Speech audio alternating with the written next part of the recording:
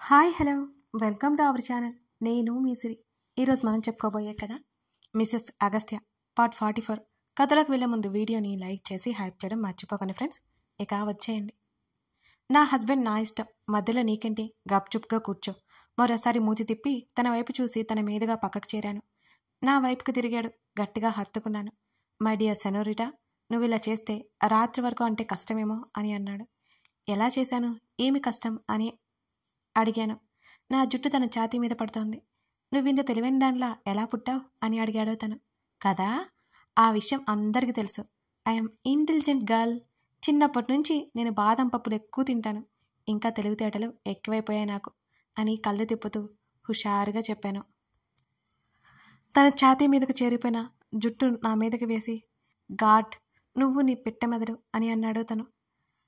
అప్పటి వరకు 5-6 అడుగుల ఎత్తుకు ఎదిగిన నేను ఒక్కసారిగా టపీమని నేల మీద పడ్డట్టయింది. తన ఛాతీ మీద కొరికేశాను.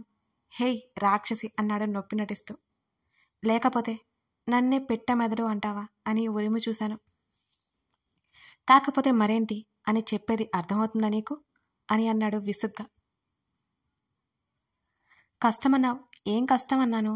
ఇందులో తెలివి తక్కువ పనేముంది అసలు అని నేనంటుంటే, నీకు 100 వందనాలు అంటూ నన్ను లేపి తను లేచి కూర్చున్నాడు. ఏమైంది అన్నాను. తినాలి కదా, దా వంట చేసుకుందాం అని అన్నాడు. ఓయ్ ఆగాగు.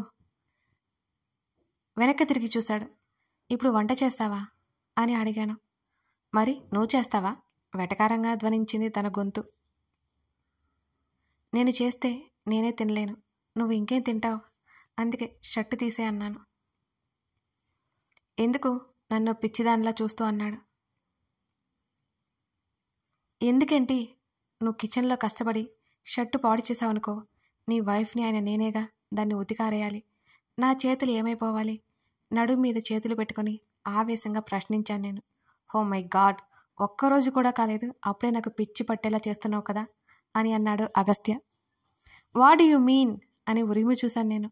ఏం లేదు, నా ఫ్యూచర్ కనబడుతుంది అంటున్నా అని వెళ్ళిపోతుంటే, హలో మిస్టర్ అగస్త్య చక్రవర్తి గారు అని నేను పిలవగానే ఏంటన్నట్టు వెనక్కి తిరిగి చూశాడు. ఎత్తుకో చేతులు చేశాను, ఈ తింగరి చేష్టలకే అంటూ ముందుకొచ్చి, ఆ తర్వాత పూర్తి చేయి, పడిపోయేది అన్నాడు నా నుదురికి తన నుదురుతో ఢీకొడుతూ. థ్యాంక్ యూ మహాప్రభు అన్నాను నేను.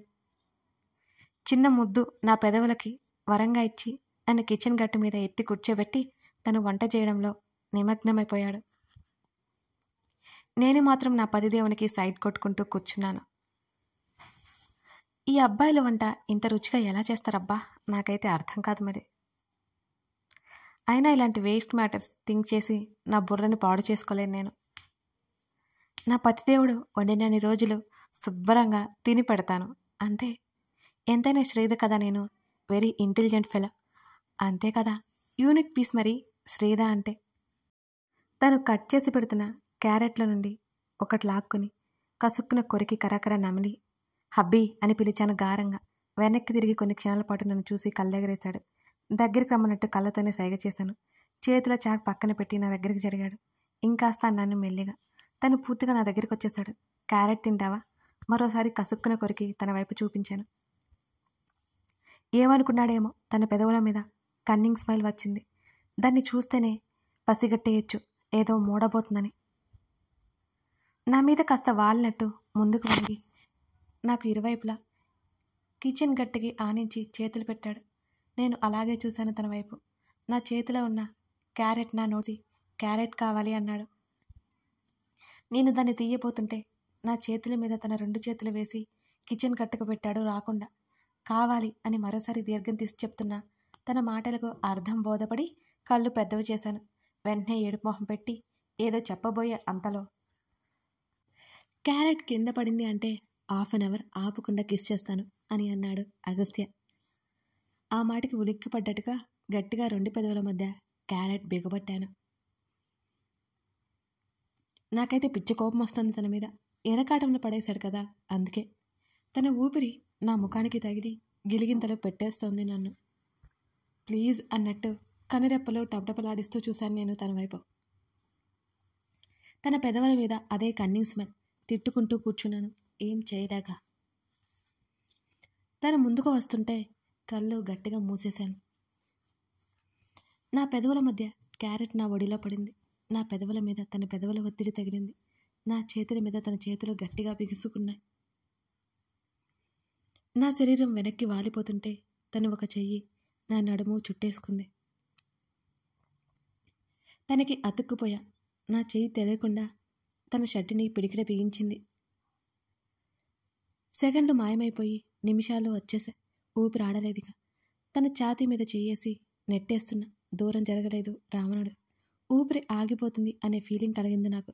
తిట్టాలి అన్నా నా మైండ్ పనిచేయలేదు.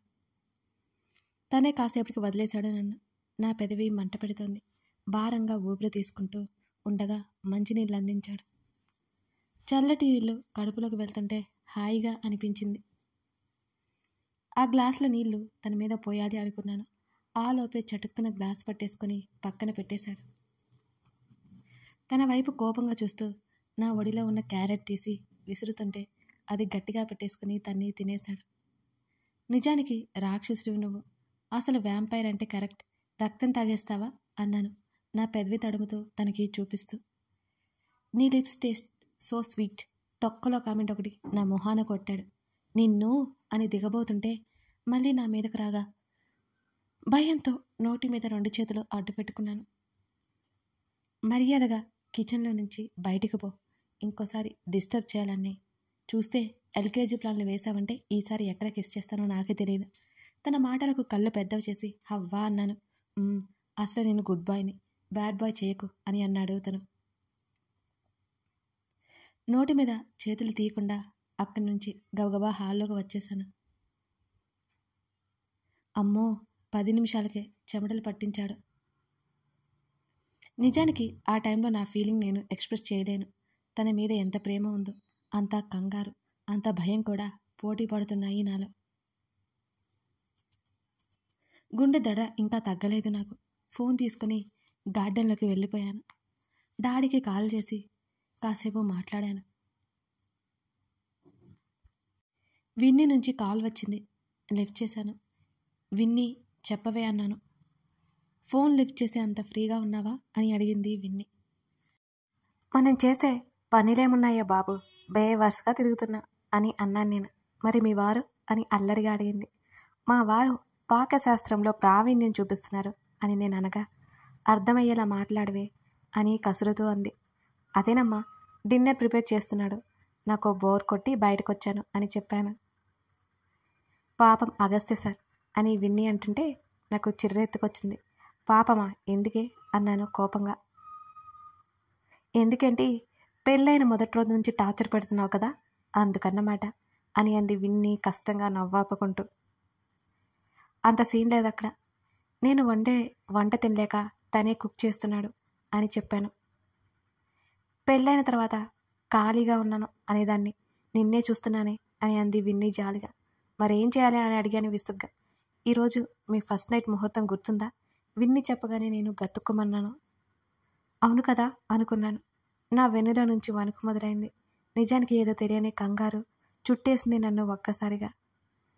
అవును కదా అన్నాను నేను కంగారుగా, బయటికి కనిపించనీయకుండా దాస్తూ. కనీసం మీ రూమ్ అయినా డెకరేట్ చేసావా విన్నీ అడిగింది. సమాధానంగా లేదే అన్నాను. నాకు తెలిసే నువ్వు మర్చిపోతావని, అందుకే కాల్ చేశాను గుర్తు చేద్దామని. ఆల్రెడీ నీ లగేజ్ మొత్తం తెచ్చాను కదా, అందులో వైట్ శారీ ఉంది చూడు అని విన్నీ చెబుతుంటే, నువ్వు నీ చీరల గోల ఆపవే తల్లి, ఇక్కడ కంగారుతో చచ్చిపోతుంటే అన్నాను ఏడుపు గొంతుతో.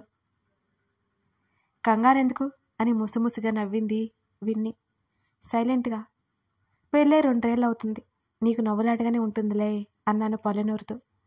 హలో మేడం, నేను నీ స్టేజ్ నుంచి వచ్చాను విన్నీ అంటుంటే, విన్నీ నాకు భయంగా ఉందే అన్నాను నేను రాజీకొస్తూ. విన్నీతో గొడవ పడితే అసలుకే మోసం వస్తుంది అని. భయం ఎందుకే అని అడిగింది అది అల్లరిగా. విన్నీ ఆడుకోకు నన్ను, తెలియట్లేదే గారాలు పోతూ. ఏం పర్లేదు, మీ సార్ చూసుకుంటారులే అని కిలకిలా నవ్వేసింది విన్నీ. నవ్వవే నవ్వు అని పళ్ళు నూరుకుంటూ అన్నాను నేను. ఏం పర్వాలేదు బాలిక, అగస్త్య చక్రవర్తి గారు నీ భయభ్రాంతులను తొలగిస్తారు. నీ కంగారుని దరిదాపుల్లో కూడా లేకుండా చూసుకుంటారు. నువ్వేం టెన్షన్ పడుకో. రేపు ఉదయం కాల్ చేసి నువ్వు అన్నట్టే జరిగిందే అంటావు చూడు అని విన్ని చెప్తుంటే నాకు పిచ్చి లేచింది. చాలా ఎక్కువ చేస్తున్నా, పెట్టేవే ఫోన్ అని కసిరాను. అరే మర్చిపోకు, ఇవాళ మీ ఫస్ట్ నైట్. మళ్ళీ చెప్తుంటే నాకు చిర్రెత్తుకొచ్చి కాల్ కట్ చేసి పడేశాను. బాబోయ్, అందుకేనా అలా మాట్లాడాడు ఇందాక? చేతులు నలుపుకుంటూ అటు ఇటు తిరుగుతూనే ఉన్నాను నేను. డియర్ సెనోరిటా, నా చెవి దగ్గర తను మాట్లాడగానే అసలే ఏవో ఆలోచనలో ఉన్న నేను ఓరి నాయనో అని గట్టిగా అరిచేశాను. ఏమైంది? తన కళ్ళు నన్ను అనుమానంగా చూస్తున్నాయి. ఏం లేదన్నట్టు తల అడ్డదిడ్డంగా ఊపాను నేను. ఊపుతున్న నా తలని గట్టిగా పట్టి, ఎక్కువ ఊపకు, ఊడి కింద పడుతుంది ఆయన గారు అంటుంటే ఈ వెటకారానికి ఏమీ తక్కువ లేదు అనుకున్నాను. బయటికి అనలేదు. బయటికి అనుకునే ఛాన్స్ నాకు ఈ జన్మలో రాదు కదా. డిన్నర్ అయిపోయింది, రా వెళ్దాం, బయట చలి ఎక్కువగా ఉంది అని అన్నాడు నా చేతిని పట్టుకొని. తనతో నడిచాను నేను. Vegetable pulao, wow thank you. ఆ సువాసనలు గుమగుమలాడిపోతున్నాయి. నువ్వే తినిపించాలి అని అన్నాను. తప్పుతుందా అన్నాడు తను. ప్లేట్లో వడ్డించాడు. రైతా వేసి పెడుతుంటే కడుపు నిండా తినేశాను. మరి నువ్వు తినవా అని అడిగాడు. సలాడ్ ముందు పెట్టుకున్నాడు. ఇదా అన్నాను ముఖ వికారంగా పెట్టి. తింటున్నాడు తను సలాడ్. మేకల్లా ఇవి తినడమే సరిపోతుంది అని గొనిగాను నేను. పైకే అంటే తిక్కలేచి డైరీ నాతో తినిపిస్తాడేమోనని నా భయం. అందుకే గుప్చుప్గా ఉన్నాను. నాకు కేక్ తినాలనిపిస్తోంది. వంట పాత్రలు కిచెన్లో సర్దుతూ చెప్పాను. అనిపిస్తే తినాలి, చూద్దాం అన్నాడు తను. అప్పటికే దాదాపు 8:30 అవుతుంది టైం. వాక్ చేయి అంటూ హాల్లోనే నా చేత నడిపించాడు. ఇప్పుడే చేయమంటారు ఏం మాస్టారు? 2 చేతులు కట్టుకొని కాస్త ముందుకు వంగినట్టు చూశాను. ఈ వేషాలు తగ్గిస్తే బాగుంటుంది తను అనలేదు, కానీ తన చూపులు అలాగే ఉన్నాయి. నువ్వేం చెప్పట్లేదుగా, నేను వెళ్ళి ఫ్రెష్ అవుతా అని అక్కడి నుంచి వెళ్తుంటే నన్ను తను ఆపనేలేదు. స్నానం చేసి టవల్ చుట్టుకుని బయటకు వచ్చేశాను. సెంటెడ్ క్యాండిల్స్ పరిమళం నా ముక్కిని తాకింది ఒక్కసారిగా. మత్తా ఊహించినట్టు అనిపించింది. వెంటనే లైట్ ఆఫ్ చేశాను. ఆ గది అంతా తెల్లదనంతో నిండిపోయింది. ఆ క్యాండిల్స్ వెలుగులో మరింత అందంగా ఉంది. తెలుపు రంగు కర్టన్స్, తెలుపు రంగు సోఫా, తెలుపు రంగు బెడ్రూమ్ అంతా తెల్లగా మెరిసిపోతోంది. ఎంతైనా మా ప్రవరాక్యుడు టేస్ట్ అనుకోకుండా నేను ఉండలేకపోయాను. బెడ్ మీద నేను పెట్టిన చీర చేతుల్లోకి తీసుకున్నాను. అది నేను పెట్టిన చీర కాదు, మరో చీర అక్కడుంది. ఎర్రటి జరి అంచుతో తెల్ల చీర మీద అక్కడక్కడ ఎర్రటి చిన్న చిన్న పువ్వులు, ఎరుపు రంగు బ్లౌజ్. చూడగానే ఇట్టే ఆకట్టుకున్నట్టుగా ఉంది. ఈ చీరేంటి ఇంత పలచగా ఉంది అనుకుని దాన్ని అటు ఇటు తిప్పి మా ప్రవరాక్యుడిని పడేయాలంటే తప్పదు. నాకు అసలు చీర కట్టడం కూడా సరిగ్గా రాదాయి. యూట్యూబ్ పెట్టా, చీర కట్టా, అద్దంలో లుక్కా. అబ్బబ్బా, ప్రాస అదిరిపోలా, లాభం లేదు. మనం కూడా కవి అయిపోవాలనిపించింది. చిచి, నేను ఎప్పుడూ ఇంతే. ఏదైనా ఆలోచన వస్తే చాలు అసలు విషయం గుర్తుండి చావదు. ఏవేవో ఆలోచించి తగలాడతాను. ఏ మాటకి ఆ మాట చీరలో నేను ఎంత బాగున్నానో. మొదటిసారి సంతోషం అనిపించింది నా అందం చూసి నాకే. కారణం నా అగస్త్య కళలో మెరుపు చూస్తాను అని. విన్ని ఎంత తెలివైనది, నా కోసం మల్లెలు కూడా తెచ్చిపెట్టింది అనుకుంటూ నా బారు జడ అనుకుంటున్నారా? అంతలేదు, 3 జర్రలో ఆ మల్లెలు తురుముకున్నాను. టెన్షన్ మాత్రం హై లెవెల్లో ఉంది. వెన్నులో తెలియని చలి ఉంది. బెడ్ మీద కూర్చున్న తలుపు చప్పుడైంది. హా అన్నాను. తను లోపలికి వచ్చాడు. తను చూసి నేను shock. Biscuit colour shirt, black టీషర్ట్లో ఉన్నారు అయ్యగారు. ఇద్దరి చూపులు కలుసుకున్నాయి. కొన్ని క్షణాల పాటు ఒకరినొకరం చూసుకుంటూ ఉండిపోయాను. అలాగే చేతిలో కేక్ ఉంది. అది కేక్ అని నేను గమనించలేదు. తర్వాత కానీ నాకు తెలియలేదు అది. నా భయాల గురించి గుర్తులేదు నాకు. నన్నే చూస్తూ లైట్ దగ్గరికి వెళ్ళి ఆఫ్ చేశాడు. ఒక్కసారిగా అద్భుతంగా మారిపోయింది ఆ గది అంతా. కథ కొనసాగుతోంది. కథ నచ్చితే లైక్ చేసి కామెంట్ చేయండి. మొత్తానికి మన మిస్సెస్ అగస్త్య ఒకటైపోయారు కదా. నెక్స్ట్ ఎపిసోడ్ మిస్ అవ్వకండి. ఈ స్టోరీ మొత్తం చూడాలి అంటే ఒకేసారి ప్లేలిస్ట్కి వెళ్తే ఫస్ట్ ఎపిసోడ్ నుంచి ఇప్పటి వరకు ఉంటాయండి. కొత్త వాళ్ళ కోసం ఈ విషయం చెప్తున్నాను. Thank you.